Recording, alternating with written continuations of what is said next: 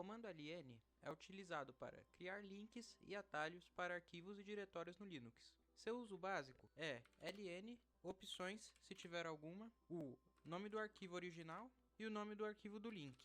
Ele pode criar dois tipos de link, o hard link e o soft link. Pelo resto do vídeo nos focaremos na diferença desses dois. O soft link pode ser criado com a opção "-s" e cria um arquivo que aponta para o caminho do arquivo original, funcionando como um atalho do Windows. É o jeito principal de se criar links no Linux. Como o soft link guarda apenas uma referência ao arquivo original, não há problema em ele apontar para outra partição ou até outro arquivo em outro HD, possivelmente com um sistema de arquivos diferente. Se o arquivo original for excluído, o link se torna quebrado e deixa de funcionar. Como pode ver, o link funciona normalmente. Porém, se eu excluir o arquivo original, o link se torna quebrado. Se você não utilizar nenhuma opção, o comando ln criará um hard link por padrão.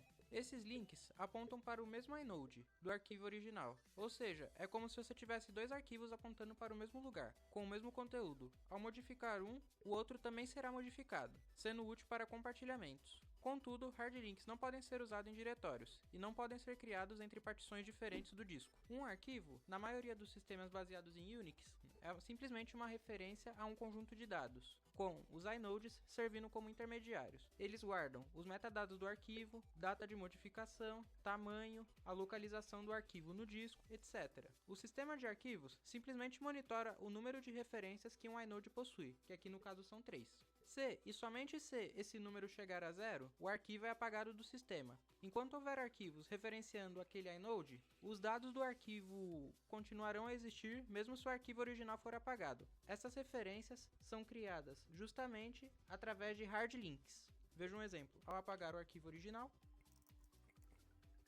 eu ainda consigo ter acesso a ele através do link, pois ele ainda está no sistema, mesmo que eu tenha apagado. Só quando eu finalmente apagar todas as referências a esse arquivo, que ele será excluído do sistema.